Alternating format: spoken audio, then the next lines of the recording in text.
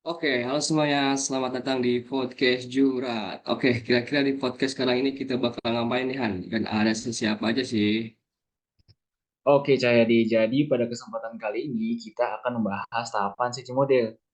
Nah, namun sebelum itu aku mau jelasin dulu nih apa aja sih tahapan-tahapan dalam siji model itu. Nah, di siji model ini memiliki beberapa tahap. Salah satunya adalah internalisasi, sosialisasi, dan juga eksternalisasi. Jadi di tahap internalisasi ini, kita, kelompok jurat, akan merenungkan topik yang ingin dibahas, lalu selanjutnya akan disosialisasikan pada tahap podcast. Dan terakhir yaitu tahap eksternalisasi, tahap di mana kita akan mengintegritaskan semua pembahasan yang ada yang telah dibahas oleh kelompok kami, dan yang terakhir yaitu dan yang selanjutnya adalah tahap kombinasi. Daripada lama-lama, mari kita langsung ke podcast. Halo semuanya, para pendengar podcast Jurat. Aku Narari Ardana Waluyo, biasa dipanggil Arya, dan temanku, Halo semuanya, aku Noval Zaki Anwar. kami di sini, Tentang apa nih, Han? kami di sini punya tugas buat jelasin nih tentang knowledge management. Apa sih knowledge management, Kak Noval? Oke, jadi aku pertama nih, aku jelasin ya. Jadi, knowledge management itu merupakan metode yang dilakukan dalam upaya mengelola pengetahuan yang ada dan tentang bagaimana sebuah organisasi berjalan secara efektif dengan mengaplikasikan aset pengetahuan. Knowledge management juga menjadi kumpulan perangkat, teknik, strategi untuk memperkirakan, mengelompokkan, memperinci, menghitung, menguraikan dan menjalin pengertian serta pengalaman yang ada dan dimiliki. Terus, knowledge management sendiri memiliki hakikat kompetensi pengetahuan diantaranya tacit knowledge dan explicit knowledge. Tacit knowledge sendiri adalah jenis pengetahuan yang sulit untuk dibahasakan karena memiliki kualitas personal yang merupakan gabungan antara pengetahuan kognitif dan teknis individu. Yang kedua ada explicit knowledge, pengetahuan yang sudah nanti akan dikumpulkan serta diterjemahkan ke dalam suatu bentuk dokumentasi atau tertulis sehingga lebih mudah dipahami oleh orang lain. Terus juga di dalam proses knowledge management terjadi penangkapan atau penciptaan pengetahuan, diseminasi dan berbagai pengetahuan, serta akuisisi dan aplikasi pengetahuan. Di antara komponen ini terjadi proses yang berlangsung dari penangkapan atau penciptaan pengetahuan yang diseminasi dan berbagai pengetahuan terjadi proses penilaian. Jadi tidak semua pengetahuan yang ditangkap maupun diciptakan dapat disebar dan dibagi ke semua orang.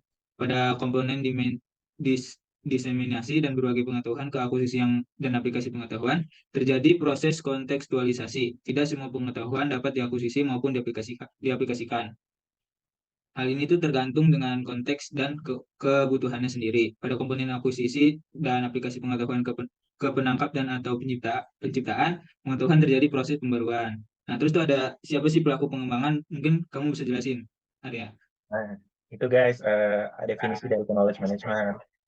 Memang nggak sesingkat apa yang kita, tapi bisa disingkat sih guys. Jadi intinya knowledge management itu adalah sebuah prinsip di mana kita mengatur dan merancang atau memanage lah istilahnya tentang pengetahuan kita sendiri atau knowledge. Nah, sekarang aku pengen lanjutin nih materinya tentang siapa pelaku pengembangan aplikasi knowledge management. Dalam pengembangan aplikasi knowledge management, kolaborasi antara berbagai pihak tersebut penting untuk memastikan kesuksesan implementasi dan pemanfaatan pengetahuan yang efektif. Banyak sekali perusahaan yang sukses karena berhasil mengelola kompetensi pengetahuan sebagai aset strategis dan menjadikan kompetensi pengetahuan itu sebagai salah satu indikator utama keberhasilan. Nah, untuk pengembangan aplikasi knowledge management dapat mencakup pertama tentang tim pengembang perangkat lunak. Ini adalah para insinyur dan pengembang perangkat lunak yang bertanggung jawab untuk merancang, mengembangkan, dan memelihara aplikasi knowledge management. Yang kedua adalah ada analisis bisnis. Mereka bertugas untuk memahami kebutuhan organisasi dalam hal pengelolaan pengetahuan dan merancang solusi yang sesuai. Nah, di dalam pengembangan aplikasi knowledge management, terdapat 4 tipe interaksi kompetensi menurut seksi model. Di antaranya ada, pertama, sosialisasi merupakan kompetensi yang lebih menekankan pada pengalaman yang bersifat tacit knowledge. Dimaksudkan agar seseorang yang telah memiliki pengalaman mau membagikan ilmunya kepada orang lain. Kedua, ada sosialisasi atau internalisasi merupakan kompetensi yang lebih berupa bagaimana cara seseorang belajar atau mempelajari hal yang baru yang belum pernah dipelajari sebelumnya. Dengan demikian, orang tersebut akan memperoleh ilmu pengetahuan yang baru untuk dapat menunjang karir pekerjaan dan usahanya. Ketiga, ada eksternalisasi merupakan kompetensi perwujudan dari tacit knowledge ke explicit knowledge. Proses ini lebih ditekankan kepada bagaimana ilmu yang telah dibagikan dapat didokumentasikan dengan baik sehingga tersimpan rapi dan sempurna. Keempat, atau terakhir, ialah kombinasi mengandung arti bahwa setiap dokumen yang sudah ada dan tersimpan sebelumnya. Kandungan materi atau isinya bisa ditambah atau dikurangi menyesuaikan dengan kondisi dan situasi yang ada. Nah, itu 4 dari tipe interaksi kompetensi menurut seksi model. Selanjutnya, teman aku mau melanjutkan materi tentang mengapa memilih model aplikasi knowledge management. Ayo dilanjut. Oke, selanjutnya akan membahas tentang mengapa memilih model aplikasi knowledge management. Jadi pada tahap pasca wira swasta, pilihan model aplikasi SECI dalam proses pembelajaran berkesinambungan berikutnya akan mendorong jiwa kewirausahaan yang telah membentuk unggulan kewirausahaan menjadi acuan bagi pengembangan etika kewirausahaan itu sendiri. Namun penting halnya merencanakan dengan cermat sebelum kita memilih model aplikasi knowledge management agar sesuai dengan kebutuhan bisnis kita sendiri dan memberikan manfaat yang maksimal. Terus selanjutnya itu ada di mana ruang lingkup untuk mengaplikasikan knowledge management yang akan dibahas oleh Arya. Nah, teman-teman, tentunya setelah kalian tahu arti atau definisi dari knowledge management, siapa pelakunya, setelah itu mengapa memilih model aplikasi knowledge management, terakhir kalian akan tahu di mana ruang lingkup untuk mengaplikasikan knowledge management. Ruang lingkup mekanisme kegiatan knowledge management dimulai dari perenungan atau kontemplasi individu sebagai basis kompetensi dasar yang dimiliki, kemudian dilanjutkan dengan peningkatan kompetensi melalui interaksi antara individu dengan individu atau individu dalam suatu kelompok atau kelompok dalam cakupan organisasi yang pada akhirnya kembali memperkaya kompetensi individu yang bersangkutan. Ruang lingkup mekanisme kegiatan knowledge management ini merupakan satu siklus peningkatan kompetensi yang bersifat interaktif, menghasilkan berbagai karya prestatif yang senantiasa berlanjut tanpa henti. Istilahnya itu never ending process. Di lain sisi, knowledge management pada perpajakan merujuk pada upaya untuk mengumpulkan, menyimpan, mengelola, dan membagikan pengetahuan yang relevan dalam konteks perpajakan. Dalam penerapan KM atau knowledge management di bidang perpajakan dapat melibatkan penggunaan basis data pajak, sistem informasi, pelatihan, dan berbagai pengalaman dan praktik yang terbaik. Hal ini membantu menciptakan ekosistem perpajakan yang lebih transparan, efisien, dan kompeten. Selanjutnya, bagaimana tata laksana aplikasi knowledge management? Tentunya adanya aplikasi mobile PPID yang dapat mempermudah dalam pengajuan keberatan pajak yang menggunakan konsep berpikir drift-off. Sekian dari podcast kami. Angka baiknya dilanjutkan oleh pembawa materi selanjutnya. Silakan.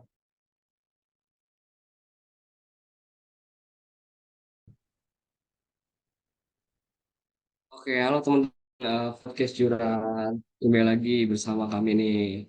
Tapi sebelumnya tadi udah tahu kan mengenai sisi model itu kayak gimana, dan kami sekarang juga akan memaparkan mengenai prawirausahaan. Tapi sebelum ke materi pemaparan, izinkan kami untuk memperkenalkan diri. Oke, sebelumnya perkenalkan nama saya Cahyadi dan saya nggak sendiri. Di sini saya ditemani oleh teman saya. Halo semuanya, nama saya Delcia Gratami.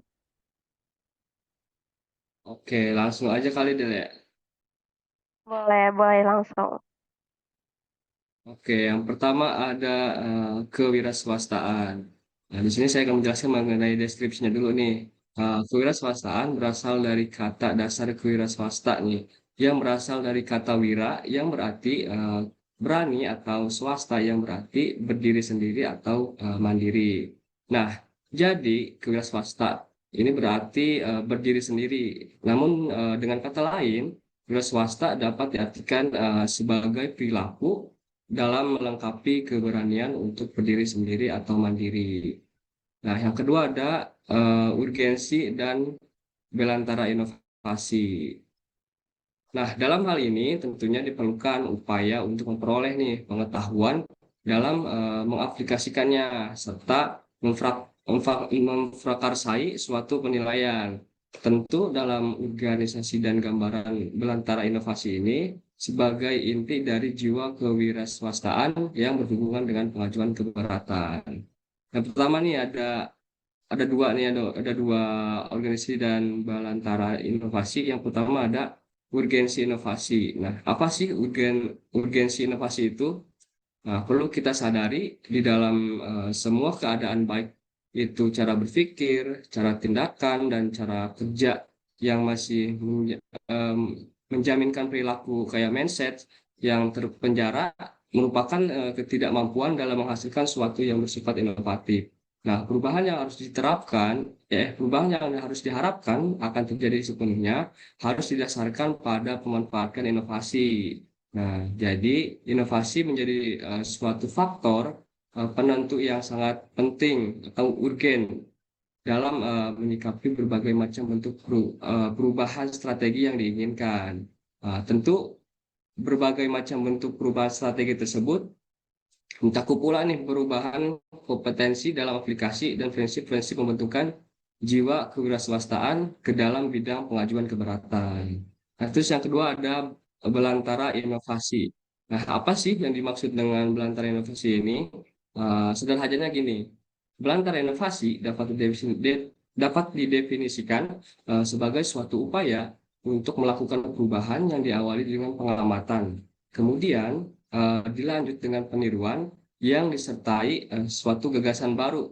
Nah, namun ada beberapa cara untuk memahami definisi inovasi itu sendiri, yaitu seperti mengakronimkan beberapa langkah perwujudan pengertian inovasi, misalnya nih ATM, A-nya amati, T-nya tiru, dan M-nya modifikasi. Terus yang kedua ada 3N, Niteni, Nironen, sama Nambahi. Nah, untuk lebih jelasnya, semua uraian dapat dilihat nih dari gambar ilustrasi model di bawah ini agar memperoleh gambar tentang urgen dari belantara inovasi sebagai inti dari jiwa kewirausahaan yang dihubungkan dengan pengajuan keberatan. Bisa dilihat nih dari gagasan inovasi sampai ke hasil inovasi itu sendiri. Terus yang ketiga ada hakikat yang akan dijelaskan oleh teman saya. Baik, saya akan melanjutkan penjelasan dari Cahyadi tadi. Yang ketiga ini ada hakikat jiwa kewirausahaan. Nah, hakikat jiwa kewirausahaan ini memiliki keterkaitan yang erat dengan pengajuan persetujuan pajak dalam beberapa aspek. Yang pertama, ada kreativitas dan solusi inovatif. Kenapa? Karena wirausahaan cenderung memiliki kreativitas tinggi. Dalam mengajukan permohonan pajak, mereka dapat menciptakan solusi inovatif untuk mengatasi masalah pajak, menemukan celah hukum, atau mengusulkan pendekatan baru yang dapat diterima oleh otoritas pajak. Yang kedua, ada ketekunan dan konsistensi. Wirausahaan yang sukses memiliki konsistensi untuk mencapai tujuan mereka. Dalam pengajuan persetujuan pajak, ini berarti memperjuangkan posisi mereka dengan tekun dan konsisten, meskipun proses persetujuan mungkin memakan waktu. Yang kemudian ada juga yang keempat, yaitu modifikasi.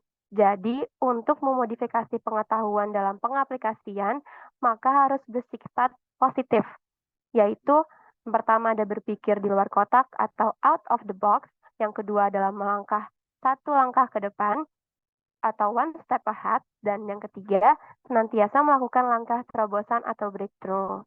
Nah, itu dia pemaparan bab 3 dari Cahyadi dan saya Delia. Oke, mungkin udah tahu tuh mengenai deskripsi jiwa kewirausahaan itu apa, kayak urgensi dan belantara inovasi itu apa aja, udah tahu tuh hakikat jiwa kewirausahaan itu apa aja, dan di situ aja ada modifikasi tuh. Mungkin sudah jelas ya, Del ya? Iya, betul banget. Ini juga udah Oke. dijelaskan lewat mind mapping. Iya. Oke, mungkin sekian dari kami nih. Selebihnya kami akan serahkan lagi ke moderator. Oke, bye-bye.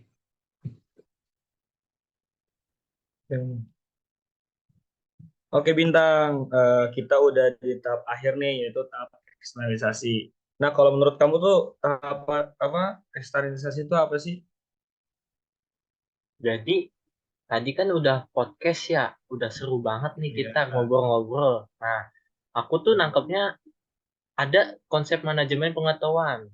Nah, konsep manajemen pengetahuan ini ada pengertiannya.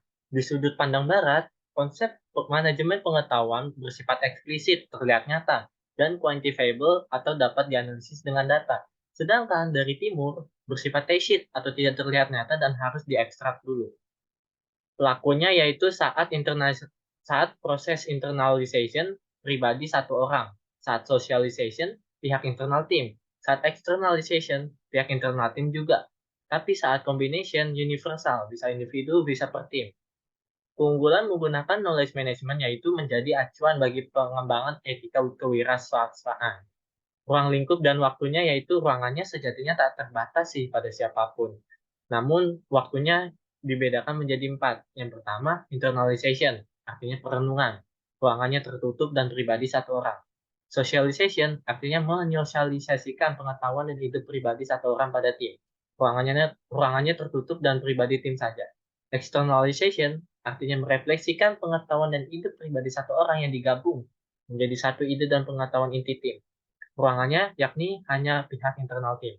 Combination artinya penggabungan ide satu tim dengan tim lainnya. Ruangannya luas, antar kelompok, dan terbuka untuk umum. Untuk tata laksananya sendiri ada konsep berpikir inovatif, menghasilkan produk dengan pembaruan. Contoh, text law AI. Konsep berpikir terobosan, menghasilkan produk dengan solutif. Contoh, pembuatan aplikasi text law untuk melihat undang-undang perpajakan. Konsep berpikir di luar kotak sendiri menghasilkan produk yang tercipta dari sudut pandang baru. Contohnya, aplikasi TextNeeds yang dapat memperkirakan jumlah kelebihan bayar atau overstatement atau kekurangan bayar understatement. Konsep berpikir satu langkah ke depan menghasilkan produk dengan akselerasi efisiensi dan waktu. Contohnya, penggunaan XBRL untuk proses audit dalam sidang aju berat pajak. Konsep berpikir lompatan kuantum menghasilkan produk berupa perubahan atau perombakan sistem. Contoh, pesiap, perubahan sistem inti administrasi perpajakan. Dari aku itu aja sih. Kalau dari kamu apa nih? Oh, kalau dari kamu itu ya, tadi aku juga mau nambahin sih, bener yang kamu bilang. Kalau dari aku sendiri sih, aku nangkapnya konsep inti kewirausahaan itu yang pertama ada jiwa kewirausahaan. Nah, target daripada jiwa kewirausahaan ini adalah orang yang tidak mudah menyerah. Gitu. Jadi, jiwa kewirausahaan ini menciptakan orang yang tidak mudah menyerah. Terus piramida usaha itu yang pertama inovator atau pencipta hal baru. Yang kedua fasilitator atau pemberi ruang berkreasi pada orang lain. Yang ketiga kolaborator mampu bekerja sama dengan pihak eksternal maupun internal. Yang terakhir itu konseptor atau pemberi konsep atau ide kreatif serta perencanaan bisnis yang andal. Terus aku juga nangkap ada urgensi dan belantara inovasi. Kalau belantara inovasi itu sendiri mencakup daripada kebaruan, kemanfaatan, solutif, berkesinambungan, serta kompatibel.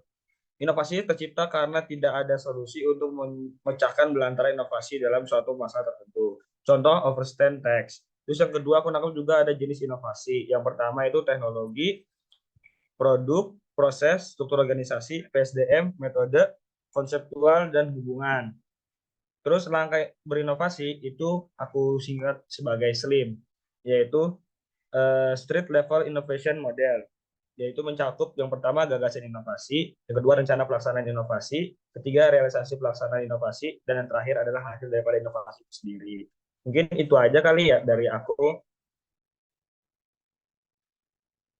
Dan intinya wirausaha itu orangnya itu harus bisa kreatif, harus bisa berpikir lebih maju, dan yang paling penting gak mudah menyerah. Itu sih Bintang.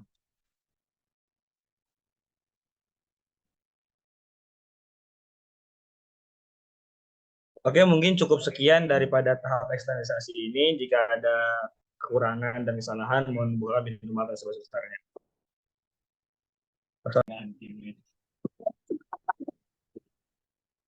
Oke, wah keren-keren semua nih penjelasannya Bang Rehan. Harusnya sih udah tahu nih ya tahapan dan penjelasan dari sesi model kali ini. Ya nggak sih Bang?